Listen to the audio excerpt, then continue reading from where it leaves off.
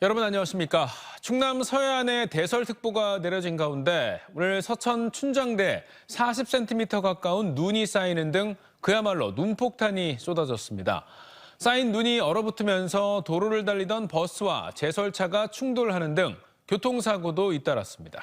서해안 일부 지역은 내일 오전까지 최대 20cm의 눈이 더 내릴 것으로 예상돼 피해 없도록 각별히 주의하셔야겠습니다. 양정진 기자의 보도입니다.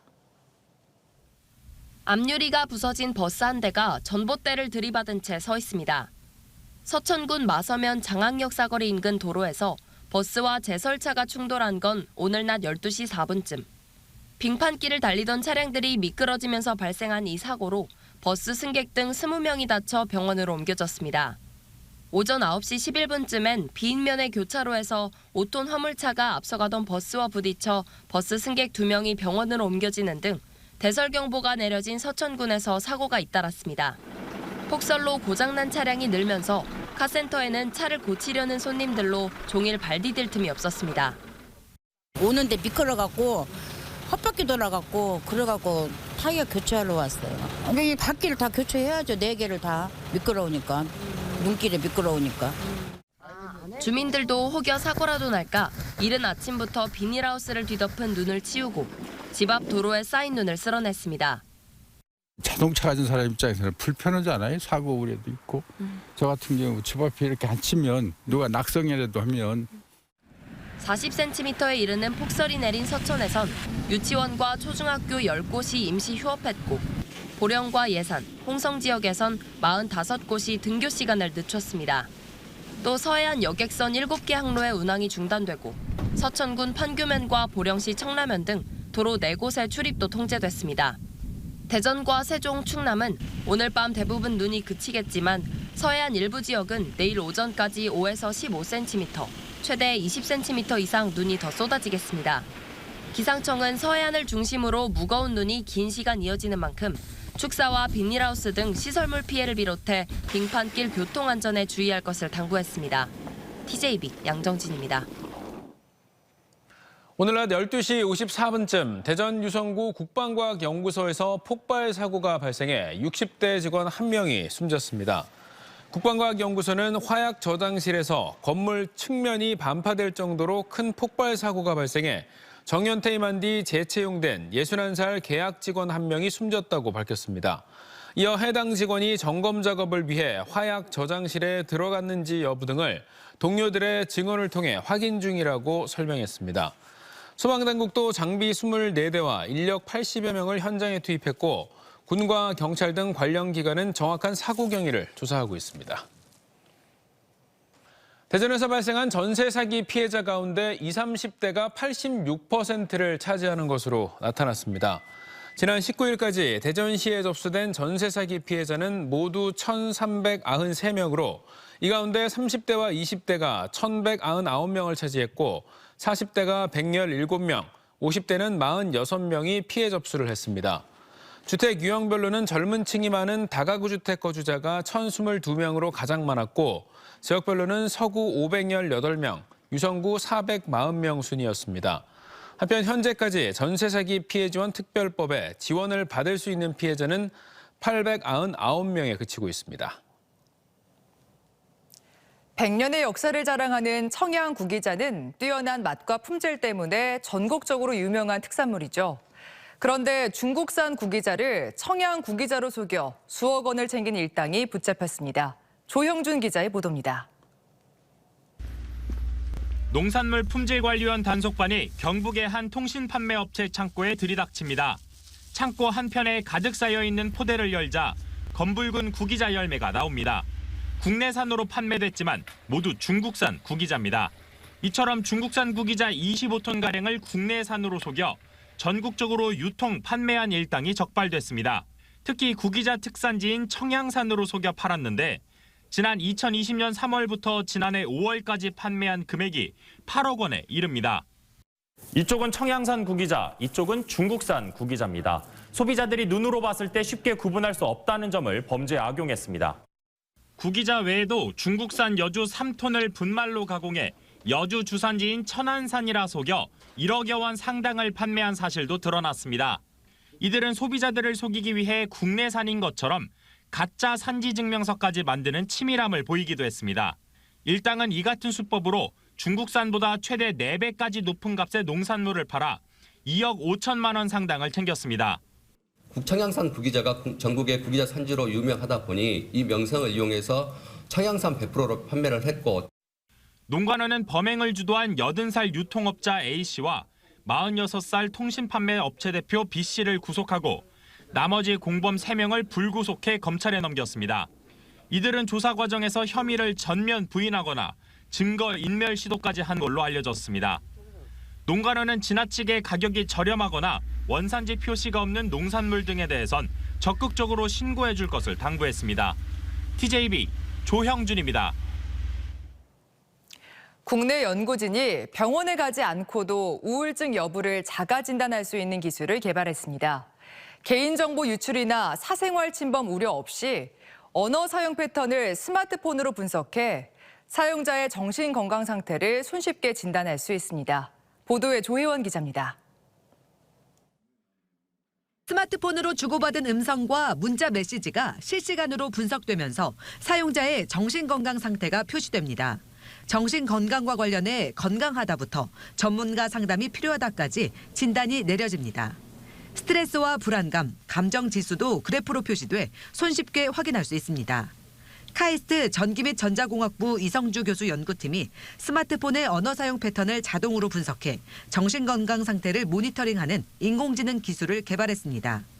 개인정보 때문에 기존에 활용하기 어려웠던 언어 데이터 분석을 위해 연구팀은 연합학습 인공지능 기술을 적용했습니다. 구글이 제시한 이 기술은 사용자 기기 외부로 언어 데이터가 유출되지 않도록 학습이 가능해 사생활 침해 우려를 차단할 수 있습니다. 해당 데이터가 이제 누군가에게 전달되지 않는다는 전제를 가지고 앱을 설계를 하니까 이제 정말 일상생활에서 말하는 모든 것들을 그대로 전부 데이터로 사용할 수가 있습니다.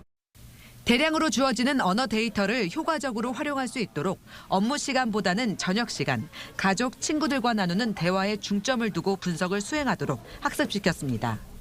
이제 직장에서 보통 하시는 대화 내용은 업무적이기 때문에 만약에 우울증이 있더라도 이제 그런 게 언어적으로 잘 표현이 되지 않습니다. 하지만 퇴근 후에 뭐 친구들과의 대화 또는 이제 가족분들과의 대화를 통해서 그런 게 나타날 수 있기 때문에 이번 연구 논문은 자연어 처리 분야 최고 권위 학회인 EMNLP에서 발표됐으며 추가 연구를 통해 정신건강 조기 진단에 활용될 전망입니다. TJB 조혜원입니다.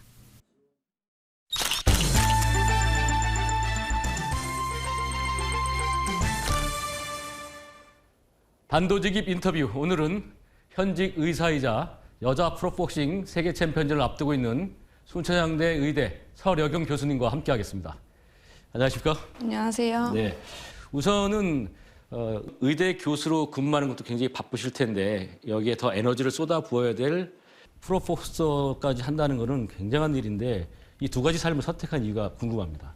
사실 복싱을 시작하게 된 거는 좀 우연하게 같이 일하시던 분 추천을 받아서 그냥 취미생활로 시작하게 됐는데 근무 시간도 길고 그래서 지친 몸 이끌고 가서 운동하면 너무 힘들었는데 어느 순간부터는 이제 목표가 생기고 한국 챔피언을 해야겠다. 그리고 한국 챔피언을 하고 나니까 세계 타이틀까지 도전을 해봐야겠다. 이런 목표가 계속 있어서 제가 할 수 있을 것 같은 그런 믿음이 있기 때문에 계속 이제 멈추지 못하는 것 같습니다.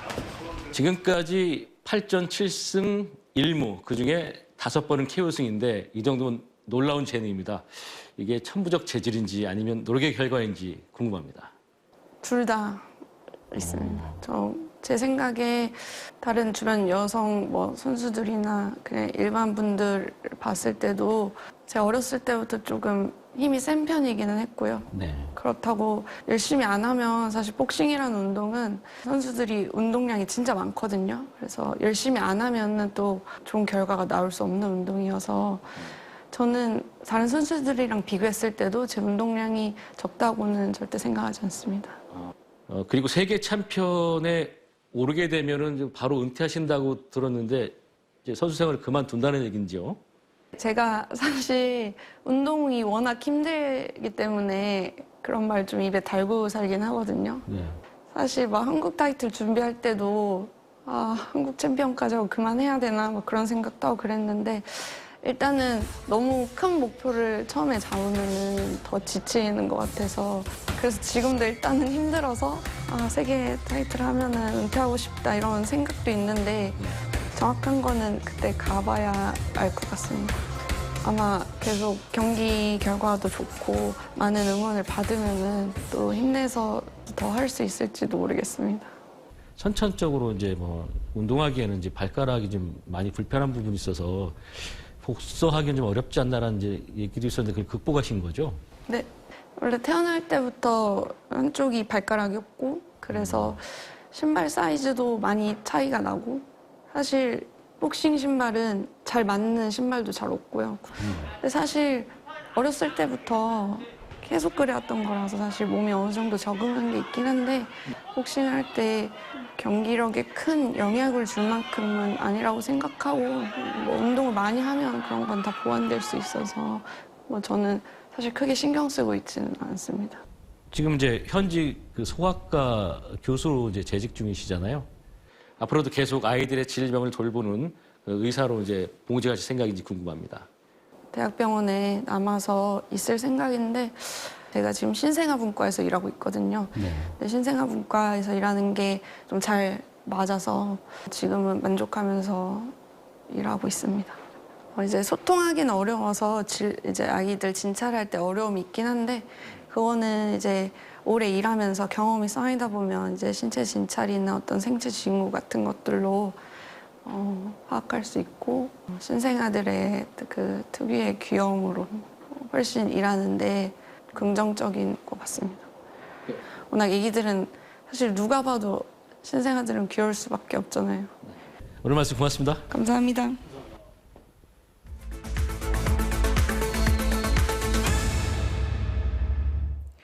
(2023) 충남 홍보 영상대전 시상식이 충남도청에서 열려 천안시를 제외한 도내 14개 시군이 제작한 홍보 영상 가운데 유튜브에서 가장 뜨거운 반응을 얻은 4편에 대해 시상했습니다.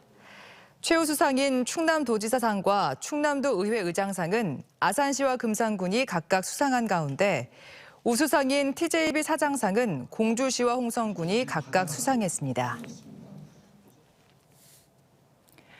대전시와 국민의힘 대전시당은 옛 충남도청에서 당정 협의회를 열고 내년 주요 사업 추진을 위해 힘을 모으기로 했습니다. 협의회에는 이장우 대전시장과 유득원 행정부시장 등 시 관계자와 이은권 국민의힘 시당위원장 등이 참석했으며 대덕특구 K캔달스퀘어 조성과 한국첨단반도체기술센터 대전 유치 등 현안 사업 12건의 필요성을 논의했습니다. 한화 이글스가 베테랑 투수 장민재와 FA 계약을 맺었습니다. 계약 기간과 규모는 최대 3년, 총액 8억 원으로 그동안 선발과 중간 개투로 오가며 한화에서 팀에 필요한 역할을 해왔다는 점에서 내년 팀 전력에도 큰 도움이 될 걸로 보입니다. 장민재는 계약을 마친 뒤 후배들에게 모범이 되는 베테랑이 되겠다며 항상 아낌없는 응원을 보내주는 팬들에게 감사를 표했습니다. 가상화폐를 이용해 100억 원대 사기 행각을 벌인 60대가 항소심에서 더 중한 형을 선고받았습니다. 대전지법 손현찬 부장판사는 지난 2017년 8월부터 1년 가까이 특정 코인을 사면 막대한 이익을 얻을 수 있다고 피해자들을 속여 180억 원 상당을 가로챈 혐의로 기소된 62살 A씨에게 징역 9년 6개월의 원심을 파기하고 징역 10년을 선고했습니다. 손 판사는 A씨의 범행 가담 정도가 중한데도 사기의 고의성을 부인하고 있다며 중형 선고 이유를 밝혔습니다. 환자들이 보행 중 넘어져 다치는 걸 방지하기 위한 고관절 보호용 에어백이 충남대병원에 적용됐습니다. 보호용 에어백은 뇌졸중이나 골절 등으로 재활 치료를 받고 있는 환자들이 보행 도중 넘어질 경우 0.2초 안에 반응해 환자를 보호할 수 있는 장치입니다. 충남대병원은 류마티스나 퇴행성 관절염 센터에서 시범 운영을 한 뒤 적용 대상을 확대할 계획입니다. 대덕 연구개발특구 50주년을 맞아 마련된 정부 출연 연구기관 주말 개방 행사에 올 한 해 동안 15,933명이 방문한 것으로 나타났습니다. 지난 4월 한국표준과학연구원 개방을 시작으로 화학연구원과 생명공학연구원 등 5개 기관이 참여했고 대전시는 내년에 참여 기관을 8곳으로 늘려 개방 행사를 이어갈 계획입니다.